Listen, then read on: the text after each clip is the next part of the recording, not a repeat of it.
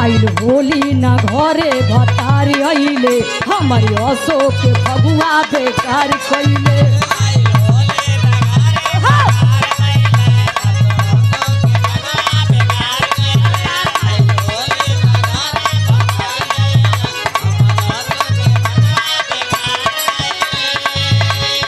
होली न घरे भतारी आइले हमारी अशोक के फगुआ बेकार कइले। सब सुधीर लाल यादव जी कही आवाज बा तो होली में न भैया आइले होली में न भैया आइले भौजी ना समस्या देला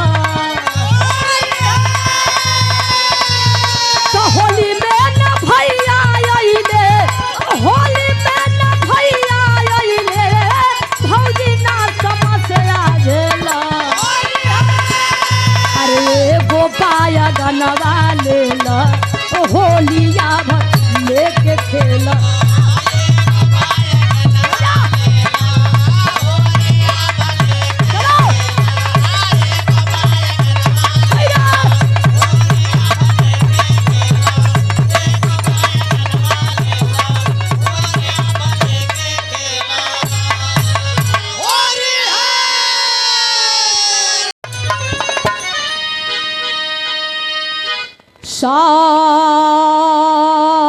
सारे जगी का स्वामी है तू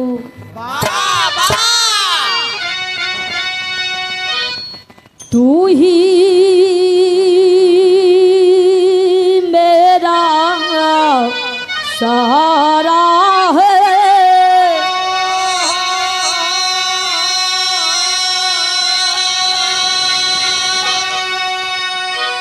कि अजना मुलूनिश दिन में तेरा पहला कर्म हमारा है। हालो बहुत मोटा बोलत भैया थोड़ा टेबल करके लेवल उठावाऊ ऊपर बढ़ाइए इसको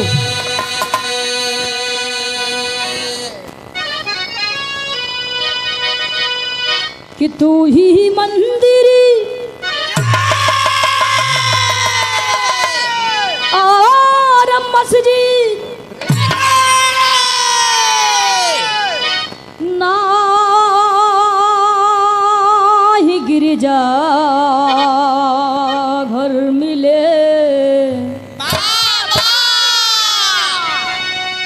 अरे जो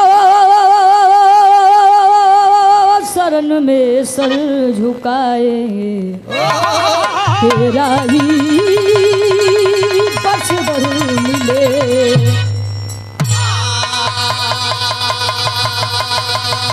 भैया टोन डाला मोटा मोटा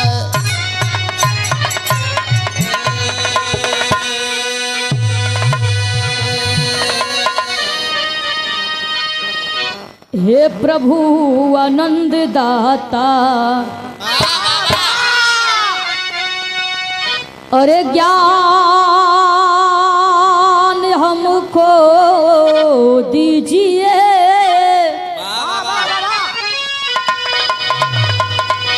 अरे लीजिए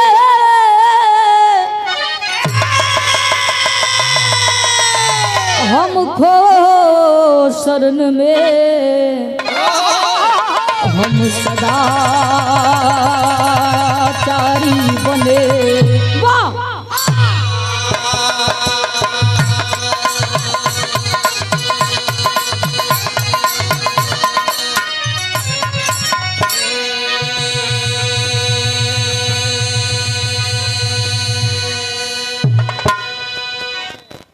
आज सबसे पहले पावन धरती पवित्र धरती ऐतिहासिक धरती हरिपुर मारो बाजार हंडिया प्रयागराज की धरती को स्वागत अभिनंदन वंदन करती हूँ और यह कार्यक्रम होली मिलन शामरों के शुभ उपलक्ष्य पर रखावल गई बा। यहाँ पे जितने भी तमाम भोजप्रिया श्रोता भैया चाचा बिरहा सुनने वाले हमारे बाबूजी, पिता थोले बड़े बुजुर्ग, नौजवान साथी भैया लोग, हित में संगी साथी, नात रिश्तेदार, अगल बगल के लोग, दर्द याद ए महफिल में जे भी उपस्थित बा और मंच पर बैठे मंचासीन सम्मानित श्रद्धेय अतिथिगण, वैसे भैया नाम ले तो बड़ा समय हो जाई। एक ही स्वर में हम गायिका खुशी यादव, शहीदी धरती क्षेत्र गाजीपुर उत्तर प्रदेश की धरती से ए मंच के माध्यम से गोड़ छुके गोड़ लागत आनी भैया। खुश रहा मोटा जा बार कक्का, वैसे भले तुहार पुरनिया का शरीर हो गए बार और मलम सब झरी गए लेकिन पावर भरल है। अरे वाह। और जितने भी हमारे ट्यूबर भैया लोग आयल बने जा, वैसे बिरहा जगत में इन्हों का बड़ा अहम भूमिका है। चाहे कोनो धरती, चाहे कोनो इलाका, चाहे कोनो कोना हो के भैया जहाँ आप लोग न पहुँचत हो खा लाइव चला दे थे भैया, घरे से लोग बैठ के लाइव देखा था। आपका भी इस मंच के माध्यम से तहे दिल से स्वागत अभिनंदन वंदन करते हो और बड़े ही सम्मान के साथ स्वागत के कड़ी में आप सम्मानित सदैव परमादरणीय पूजनीय सत्येंद्र पांडे जी, जो कि पंखुड़े में गुथ हवा पुष्पहार और सादर 501 रुपया देकर सम्मानित के लिए एक बार आप लोग ताली बजा के सम्मान स्वागत कर देंगे। वाह, हेलो देखा भैया हमारा आवाज क्लियर सुना था ना सबके? आवाजिया पाछे ले जा था, क्लियर सुना था ना सबके? देखा भैया इतना बढ़िया व्यवस्था है, जो खड़ा है निवेदन है कि आप लोग जगह लेके बैठ जा, नहीं पाँव भारी हो जाए। सही बात है, आप लोग जगह लेके आराम से कार्यक्रम का आनंद ला लो, काहे से कि रात भर का दोनों लोग का कार्यक्रम है। बड़े ही दिग्गज लोग, बड़े ही सम्मानित लोग, हमारे जितने भी मंच पर बैठे मंचासीन सम्मानित लोग बैठल बानी जा, आप लोगों का भी इस मंच के माध्यम से तहे दिल से स्वागत अभिनंदन वंदन। और बगल के मंच पर बिरहा के सम्राट कलाकार, जहाँ तक बिरहा सुनी जाती है वहाँ तक आपका नाम है, पहचान है, सम्मान है। और साथ ही साथ समाजवादी पार्टी के आप सांस्कृतिक प्रकोष्ठ के प्रदेश अध्यक्ष भी हैं, जो कि अभी धर्मेंद्र सोलंकी गुरुजी आए नहीं है, कुछ ही क्षणों में आप लोग के बीच में आ जाएंगे। एक बार आप लोग ताली बजा के सम्मान स्वागत कर दीजिए। ओ देखा बतावा जला कोनो शुभ कार्य कैला से पहले नहा खा ले के चाहिए। रेडी हुआ ना?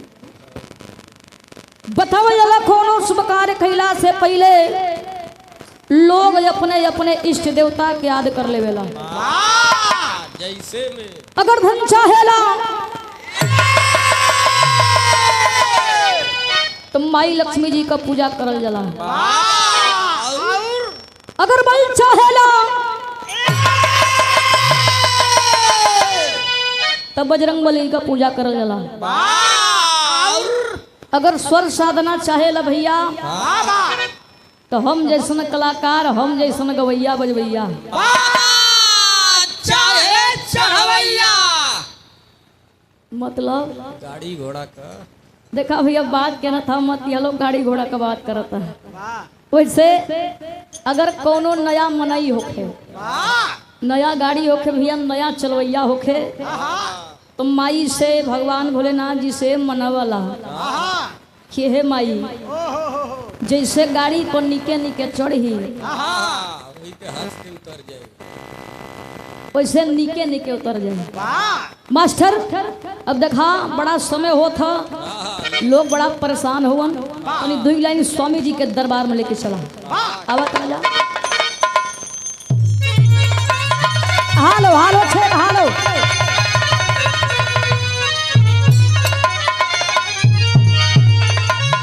आवाज क्लियर कराओ।